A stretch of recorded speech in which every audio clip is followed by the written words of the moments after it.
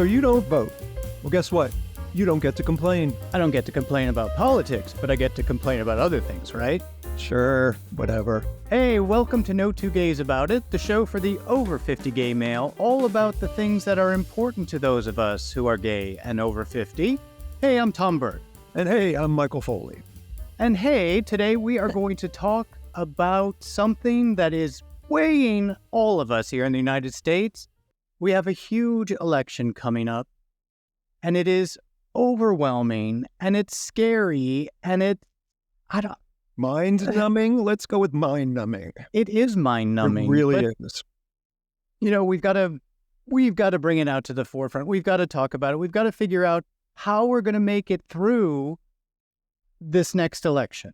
Well, here's my suggestion. A little bit of alcohol, maybe some prayer if that is your thing, and a whole lot of participation. Mandatory. Before we get started, as passionate as Tom and I are about this show, we actually really wouldn't be here without your support. So if you guys don't know what Patreon is, hop over there. There's a link in our bio and in the comment section. You can join us. We have memberships that range from free to whatever works for you, $1 a month, whatever makes you happy. But we can't exist without your support. So hop on over to Patreon, check us out. We have a whole bunch of additional content over there, like our Savage Side-Eye, our Happy Gay Moment. We do questions and answers from you guys. So check it out and help support us and help us keep going with these shows that we do, because we love it. And, you know, hopefully you do too. So pop over to Patreon and check us out. Thanks. All right, so now let's get into this. We, as I said, have this humongous election coming up here in the States, and it is weighing on all of us.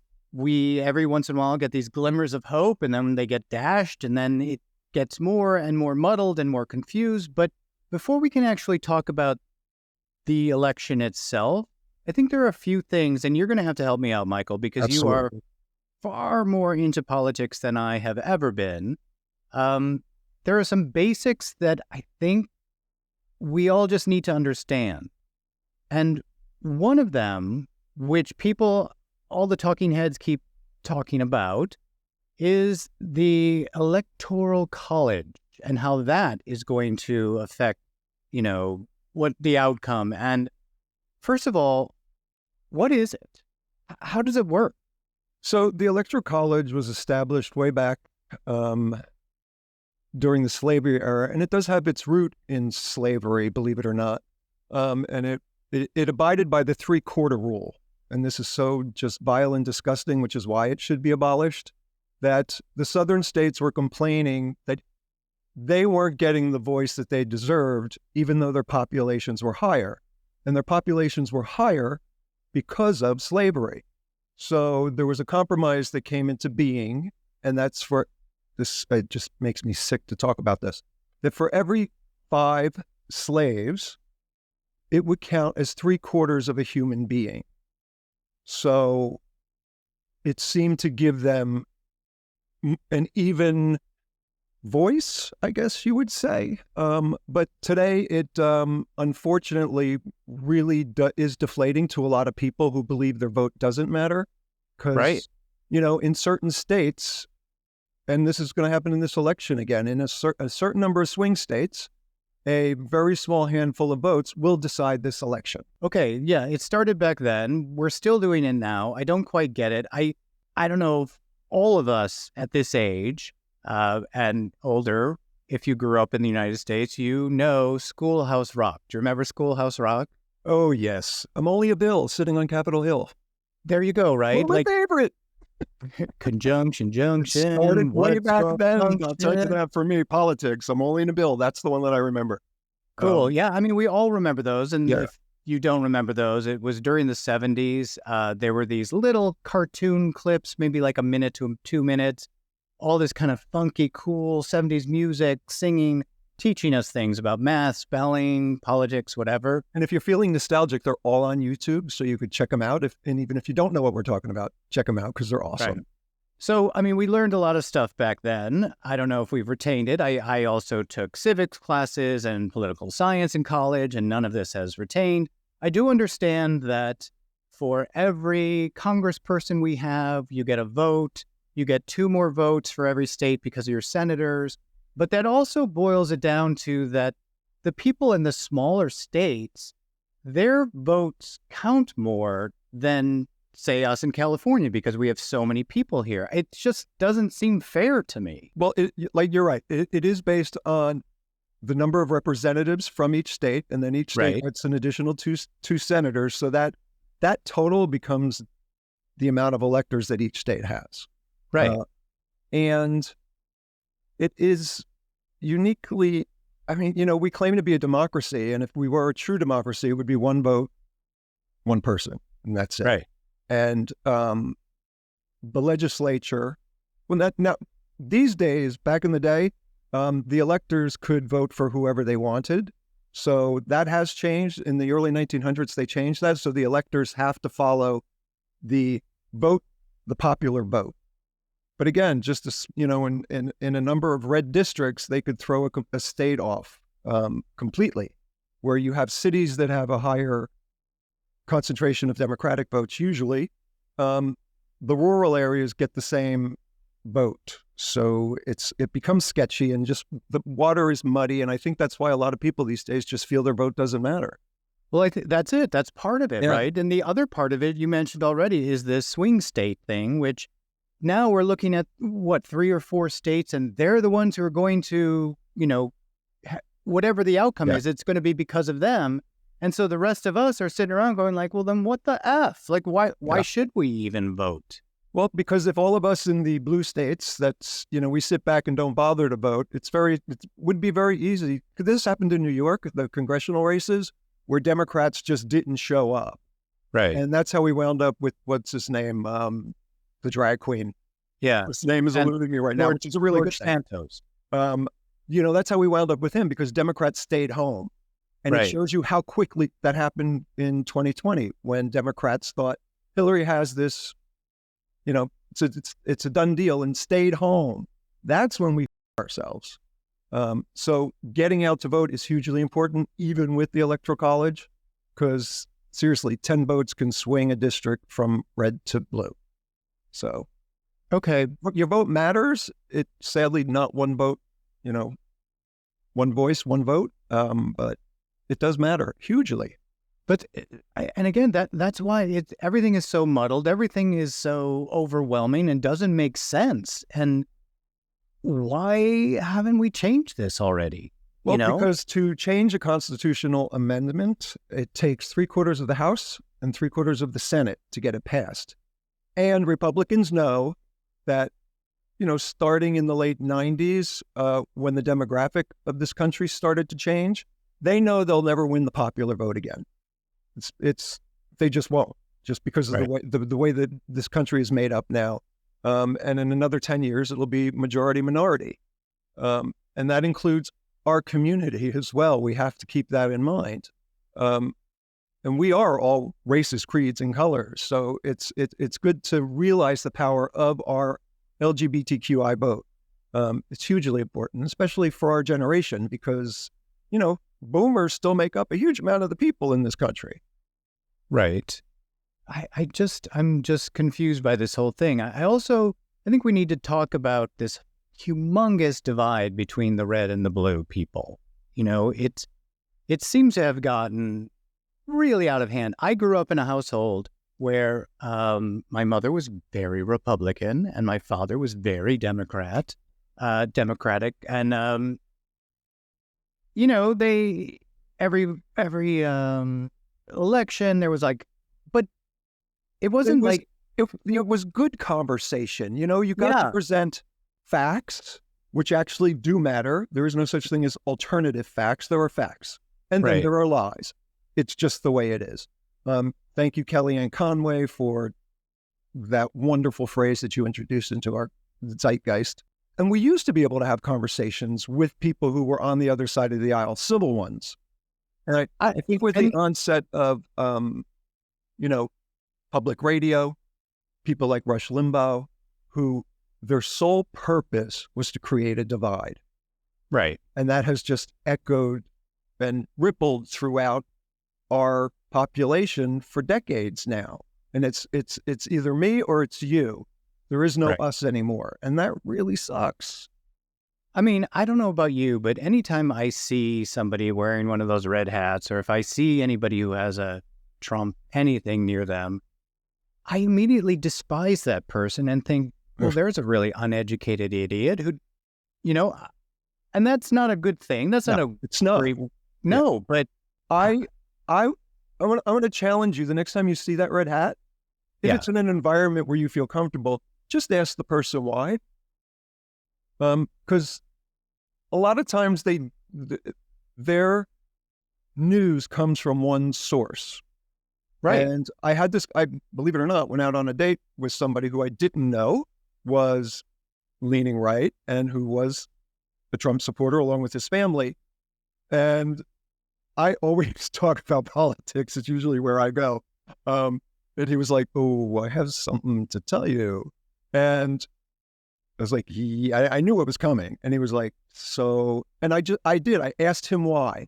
And we wound up having this amazing conversation. And I introduced facts to him that he did not know, because there's this talking point that the right has perpetuated for decades now, that Republicans are fiscally responsible. And they're not. Right. If you look back from the days of Reagan, who took our deficit to record heights, and then W. Sr. came in, even took it higher, and then who comes in? Bill Clinton for 8 years, completely eliminates the deficit, has a balanced budget, and leaves Jr. a surplus. And what does Jr. do? Spends like a drunken sailor, surplus is blown, and we have another massive deficit. And then Obama comes in, and what does he do? He brings down the deficit. He cuts the deficit that Bush established in half. So to say that Republicans are fiscally responsible is an argument you just can't have anymore. Got it. But I want to talk about this date you were on, because that's more important to me. Okay. I mean, you didn't change this guy's mind, did you? Yes. He Oh, actually come asked on. me.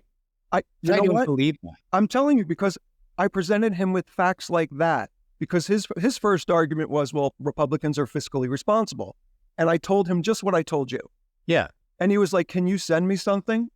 Took out my phone, Googled, and I went, boop, here you go. And then he asked me to, we had more conversations about other issues. And he asked me to send me info about that. And I said, just for an hour a day, check out another news source. Doesn't have to be MSNBC, which, leans left. It could be a middle of the road BBC or, PBS, which are very fair and balanced. I said, check them out just for an hour a day so you get some more information about what it is you're talking about. But I still, okay, but how can this guy, how old was he? About? He was on the younger side. He was like 35. Okay, well, fine. But how can you be 35 years old and not know what Trump is all about and still want to support him? Well, and again, I'm going to go back. He lives in a vacuum. It's Fox News, it's right-wing media, and he was raised that way. His family is that way. So that is what he knows. That is his go-to. His go-to is Fox News because that's what he grew up with. Okay, how educated is this guy? Oh my God, he is incredibly smart. He's a business owner. He's an entrepreneur. He is financially independent. He's smart. And again, he looked at it from a financial, which a lot of log cabin Republicans do. They use this argument. Republicans are fiscally responsible. How can any self-respecting gay person support? Who cares about the money? Yeah. Look what they're doing to everybody. Yeah. Look what they're doing. They're taking everyone's rights away. They're going to take our rights away. But if you watch Fox News or listen to Joe Rogan, you don't get that information. And that's why I said to him, you live in a vacuum. Open up your mind for 1 hour a day. You may not, if your mind doesn't change, fine. But allow for the possibility that what you're hearing isn't the only story. And I'm telling you what, he texts me all the time now. Can you send me something that I could send my parents? And I do. Great. And that's why I said, see, if I had just shut down, and because I am right there with you, Tom, the anger that I experience, because I do consume a vast amount of news and politics, is infuriating to me because you're like, how can any rational person support this misogynist bigot? One of the worst people to ever walk on this fucking planet. Okay, so did you even ask him questions like, have you heard the man speak and you're okay with him making fun of other people? And he's like, yeah. No, because again, you're not going to see that on Fox News. You do see that. You hear what they're saying. I'm watching Fox because I want to see what they're saying. Yeah. And what they say is they slam Kamala, they slam... No, but you hear Trump talking about everybody, calling them names and stuff. But they look at that as he's tough. You know, he's doing that rally again in Pennsylvania where he got shot. Yeah. And they were talking to a woman who has a tchotchke tent there and is selling T-shirts and hats and all this crap. And one of the T-shirts showed Trump with his fist in the air, and it reads, Trump, bulletproof. Because they do believe, because again, this is what Fox News feeds to them, he's fighting for you. They believe that. They believe he's rocking the system, that he wants to change it and make things better for middle America. And the sad part is, if you don't hear anything else, you believe it.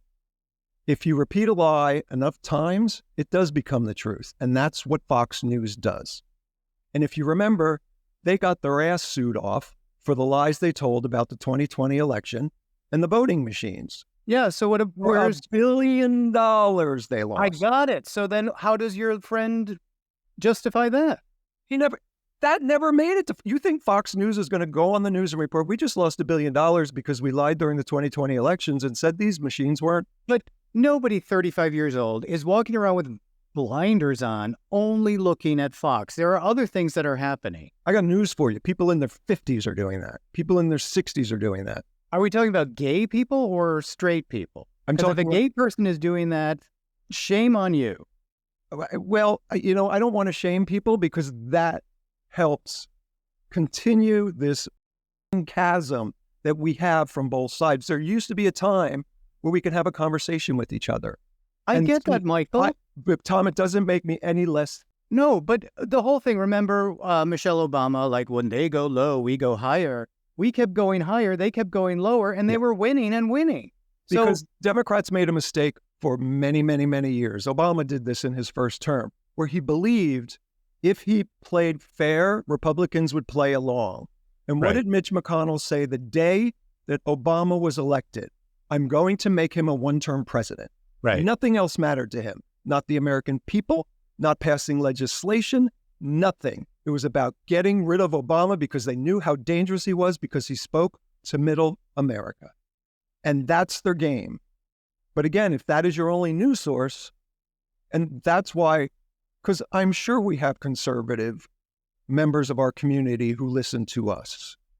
I'm just urging you, just for an hour a day, tune into something different so you hear a different voice, and then do your homework.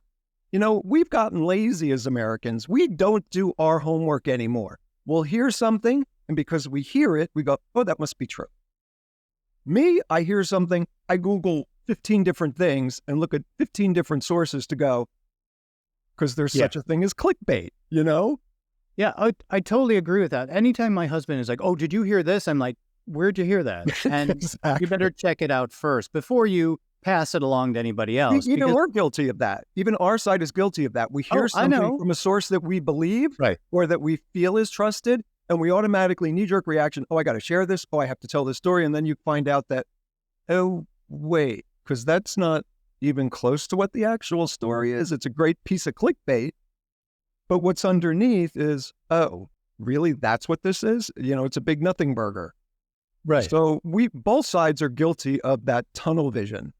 Right. And what I hope, and that's what gives me hope about Kamala, is she's built this coalition. Who would have ever thought in their lifetime that, and I'm saying like people like me who are political wonks and live and breathe it, that we would have AOC, Liz Cheney, and Dick Cheney, and Bernie Sanders out on the road for Kamala Harris. Right. People who work in Trump's cabinet, 95% of them are speaking out against him, saying how dangerous he is for this country.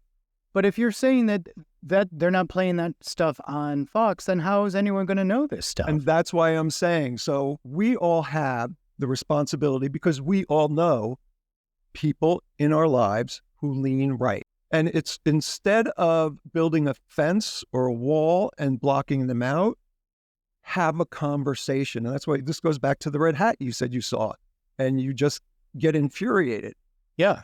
Have a conversation instead. Just say, so why are you supporting Trump? Like, what is it about him that, and then start a dialogue like I did with this guy at dinner. And I'm telling you, yes, Tom, I did change his mind on a lot of issues. I don't know what he's going to vote. I wouldn't ask him that question. But again, somebody who constantly texts me and says to me, can you send me something that I could send to my parents about this, is somebody whose mind opened up a little bit. And that's a huge thing. Okay. I mean, great. But talking to a guy that you on a date is completely different than talking to a guy in a red hat. I'd be afraid that a shotgun would come out and he'd shoot me. Well, that's why I started in an environment where you feel safe. You wouldn't do that at a Trump rally, obviously, right? Or anywhere, But if you're someplace out to, and you see somebody, just ask why, what. Say this is how you approach it. I'm an undecided voter. Can you tell me why you're supporting Trump? Hear what they have to say, and then give them an opposing viewpoint. I'm not going to go talk to anyone in a red hat. Okay. I'm just not going to, right? I'll do it for both of us. Good. So what are the other things that maybe people in our community could be doing, because we are all scared? We're not. I mean, the other thing that I really don't understand is polls. Like, this poll says she's going to win this state. This poll says she's going to lose that state. That's all bull. And it's all kind of muddling everything. So we're up against these wonky polls. We're up against the Electoral College. We're up against these swing states. So what can guys like us, over 50 guys in this gay community, what can we be doing besides talking to guys in red hats? So I spoke to a friend of mine in New Jersey last weekend, and he's from a very red area. It's where we both grew up. It's very conservative, and it's part of Trump territory in New Jersey. He has people in his neighborhood who put up Trump signs, and he called the DNC and he said, I want a Kamala and Walz sign, put it up in his yard, and is having conversations with people. He said, you'd be really proud of me. I called people in Pennsylvania last weekend all day. I was making phone calls, and that's what we can do. Okay, random phone calls? Say again? Like just random? I'm going to make up numbers? No. If you volunteer for an organization, and every state has their own version of the DNC, but then there's the national DNC. And those would be the folks you would reach out to and say, I want a phone bank. I want to send postcards, because he also sent postcards, handwritten postcards. I get that. Handwritten with personal messages. So that's what we can do. And then they get sent to people in Wisconsin. They get sent to people in Michigan. So there is stuff we could do where if somebody receives a postcard in the mail, that is a personal message that you can see is handwritten that says, I encourage you to vote for Kamala with a brief message on why, or check this website out. It does have an impact with an undecided voter. On both sides of it, you have people who will not change their mind. That's okay. That's a given. Okay. Just want to clarify this. So we're not making random calls, but call banking, is that what you called it? Is phone banking. Phone banking. Yeah. And sending these postcards. Great. And what we do is we find our local DNC area and call them and say, how can we help? How can we phone bank, or how can we do, Trust me when I tell you, they will put you to work immediately. No, that's great. I want to know we're telling all these people out there listening to us, how they can help, because we are all feeling just so anxious and we do want to do something. So this is going to help. You again, contact your local office for the Democratic National Committee, and you could go out, stand outside our house and register people to vote.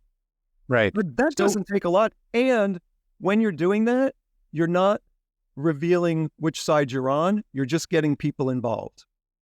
right? You're not saying I'm a Democrat. I want you to register to vote, Yeah. vote for a Democrat. You just say, are you registered to vote? Because I've done this. Are you registered to vote? No, great. Would you like to be? And Cool. and it is that easy. Okay. I do want to jump back to something you said about your friend in Jersey who put out signs. I volunteer at the food bank, and one of the guys I volunteer with is head of the local city DNC.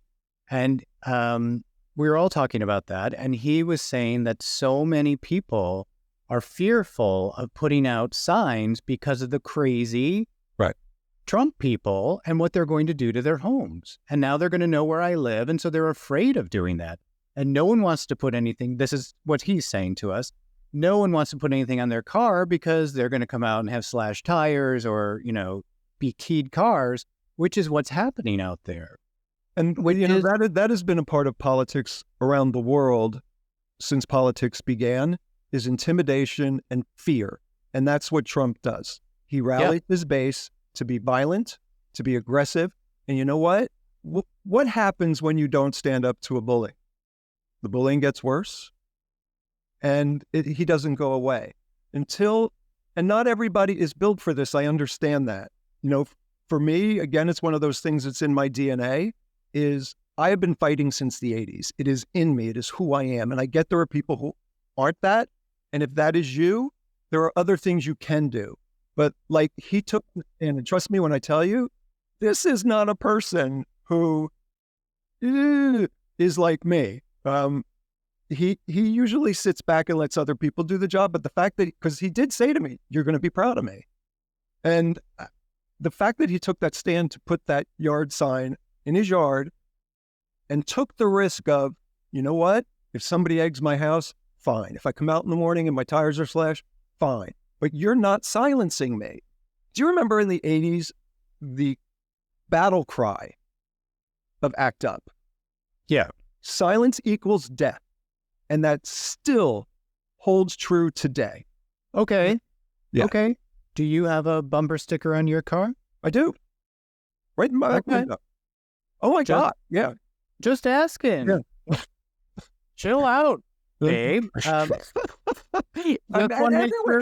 Everywhere I go, I talk about politics. I can't not. Like, who talks politics on a first date? I do. Nobody else does.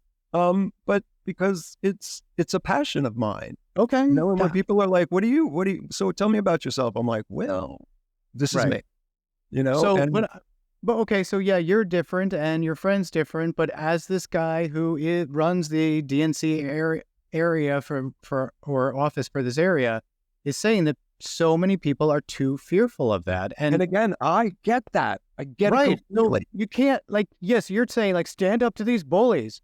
I said there are people who are built for that, like me. Yeah. And there are people who aren't. And I understand those people who aren't, because my friend in Jersey was one of those people.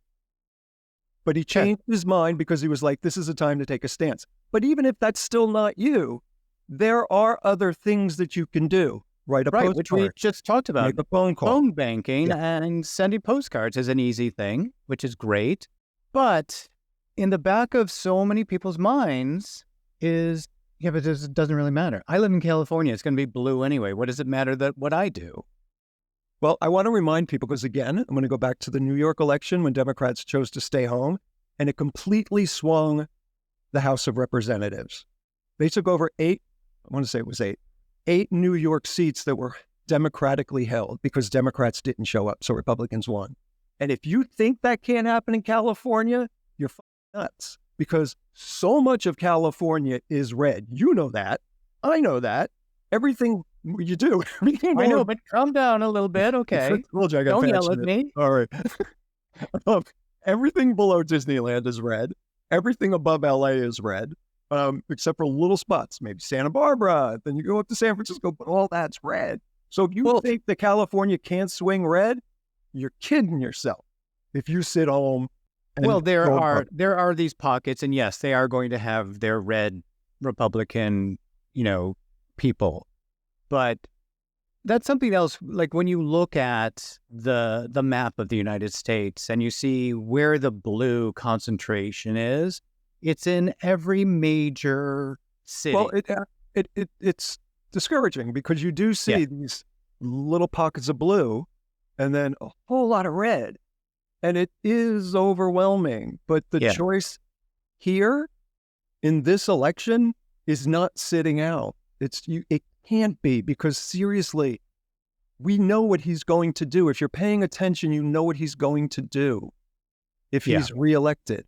And if you know what, if you want to sit back, again, if you don't vote, you don't get a voice and you don't get to complain. Because when we lose our democracy, when inflation is through the roof, you really have nothing to complain about if you don't vote. You have to participate. Yeah, I totally agree with that. That, I that's kind of a thing in my whole life. Like, you can't complain about anything unless you're going to do something about it. Otherwise, just shut up. Yeah. So, but this is such a big, overwhelming thing, and it just seems like there's nothing we little guys can do about it. But, yes, we can phone bank. We can do postcards. We can call our DNC people and say, what can we do? Is there anything we can do? And just remember, a couple of seeds creates a forest. It does take time. Look at our journey from the 80s till now. Yes. As a community, and the growth we have made. And it's because after the 80s, people were willing to come out and say, yes. See, and that's what I think a lot of people don't realize. If you are a community member and you are living out and proud, that's a political statement. You're already doing it. So just to take another step and to continue to be involved in another way is huge.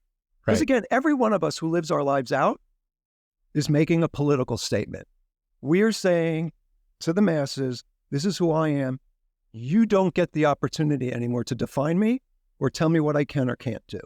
That's a political statement, right? We're doing it. The biggest thing that we all have to do is vote, as you keep saying, right? Not everybody's registered to vote, which is also mind-blowing, right? But we live in a system where so much of our lives now is overwhelming financially, just the pressures of work, the pressures of daily life.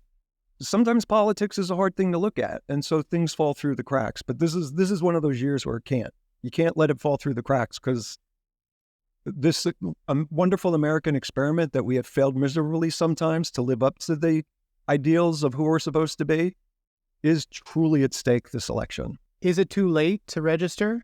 It depends on your state. Some states, actually, you could even register the day you vote.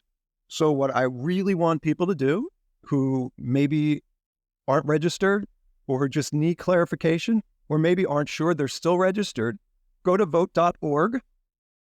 You put in your state, you put in your information. They will check your voter registration to let you know if you're active on the rolls, because that's hugely important, because some states have changed laws, especially southern states, that if you're inactive for a period of time, they purge you from the rolls, which is really shady, right? Yeah. So go to vote.org, check out your status, see if you're registered. If you're not, register. And again, do it soon, because depending on your state, the window's closing. And again, there are some states where you could literally go the day of election, walk into a polling place, register to vote, and your vote will be held until they verify your information, but your vote will count. Brilliant. And you'll also get notifications from them on your elections, on propositions or ballot measures that are on your specific ballot for your specific area, which is awesome. So it keeps you informed of everything that's going on within your own community as well as across the nation. And do you know, because you just mentioned that about all of the other things, not just the big president election, there's a lot of other things, a lot of people, and even things for like judges and propositions and things that people just don't understand. Is there somewhere that we as gay men over 50 can be kind of shown who we should be voting for? Yes. And a friend of mine who is from Russia, this is his very first election that he's voting in, and he is so excited. Cool. But he's really confused. He's like, we're in California. There are so many ballot measures and propositions on our it's overwhelming, plus the judges. And again, I know which way he leans, so that's not an issue. So I told him to contact the DNC. and ask them for information on the candidates, because they'll send it to you. They'll tell you who they are. They'll tell you where they came from. But I also will encourage people to do that for the RNC too, if you are an undecided voter, because we're not telling you what way to vote. We're just saying vote. That you could contact both organizations and they'll send you information on the candidates. And yes, think of it like school. We're back to Schoolhouse Rock. It's work. It is your responsibility as a citizen of this country to do a little bit of homework to know what you're voting for. And I want to encourage people to do that. And if it's too overwhelming for you and you just want to vote for president or your senator or your representative, that's okay too. Just do that. Leave the rest blank. It's fine. Okay, cool. I didn't know you could do that. That's great. All right. I'm a little exhausted by this whole talk, and I think I need to either lay down in a corner rocking back and forth or just start pouring sugar down my throat. So before we end this... Go sugar. Probably. Or both. Let's just kind of summarize everything. We have to vote. We have to vote. That is the entire point of this conversation. Vote. But if you're not registered, you can't. Right. So make sure that you're registered first. Then you got to vote. And then if you have the inclination, if you have some time, call your DNC. Get on phone banking, sending out postcards, sending those messages to people who might be undecided. If you have the guts to stand up to people, and as Michael said, ask them questions. And it doesn't have to be confrontational. It just doesn't. It just always seems to turn confrontational. Doesn't have to be person-to-person contact if you're not comfortable with that. Okay. Got it. Now I'm ready to go run around this town and, do it. Do everything that you just said. But for the rest of you guys, before you get up and run around and do whatever you're going to do, if you're watching us on YouTube, make sure that you hit like and subscribe, but then also leave us some comments. Where do you stand on all of this? Where do you feel like, are you a guy that can go out and talk to someone in a red hat? Are you someone who wants to help? Are you somebody who is just kind of, I don't give a shit. I'm just going to sit around and do nothing. Let us know. You could also reach out to us through social media, across social media at No Two Gays About It. Just remember, it's the number 2, not the word. So No Two Gays About It, and that's Facebook, Instagram, TikTok. So reach out to us. Send us, if you want to send us a private email, send it to no2gaysabout@gmail.com and let us know what you're thinking. That's right. And make sure that you get out and vote. We want to send a huge shout out to our supporters over at Patreon who support us at the executive producer role. And that is Lauren Javier, John Bonasante, Jason Cruz, Kurt Bremer, and Ted Zalewski. Thank you so much for your support. Thank you for believing in us. And we hope we're doing you proud. Yeah, thank you guys. We really, really appreciate all of your help, your support, and we really want to thank all of you guys out there who are watching and listening to us and who are commenting. We appreciate each and every one of those comments, and we love reading them. All right, Michael, this has been a lot. So until next time. Until next time, Tom. And thank you guys for listening. We'll see you next week.